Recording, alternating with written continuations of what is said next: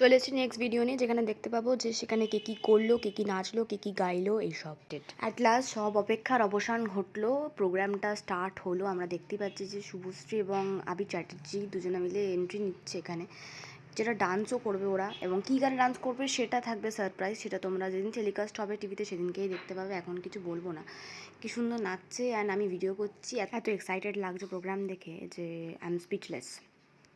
এটা হলো সেই সময় যেখানে শ্রাবন্তী সমস্ত সিরিয়াল অ্যাক্টার্সদের সঙ্গে ডান্স করছে। এখানে দেখতে পাচ্ছি যে গানটায় নাচ করছে, আবারও সেটা সারপ্রাইজ। এটা দেখতে খুব ভালো লাগছিলো, চারিদিকে অ্যাক্টার্সরা দাঁড়িয়ে, সব নায়করা, এবং শ্রাবন্তী সেখানে নাচ করছে। যদিও হয়তো অনেকে মন খুলে নাচছে, অনেকে আবার হয়তো লজ্জায় নাচতে পারছে না, চুপচাপ দাঁড়িয়ে শুধুমাত্র হাততালি দিচ্ছে। স্টিল এনজয় করেছি। এরপর ছিল সবচেয়ে আকর্ষণীয়, দ্য মোস্ট অ্যাট্রাকটিভ সিন, একদম শো স্টপার যেটা সিন বলা হয়, সেটা হচ্ছে যে আবির চ্যাটার্জি অ্যান্ড রচনা ব্যানার্জির মধ্যে জিলিপি খাওয়ার কম্পিটিশন, কে জেতে, দিদি নাম্বার 1 জেতে নাকি আবির চ্যাটার্জি জেতে, এই নিয়ে কম্পিটিশন। তো সেখানে দেখা যাচ্ছিলো যে আমাদের রচনা ব্যানার্জি আমাদের দিদি নাম্বার 1-ই কিন্তু এগিয়েছিল।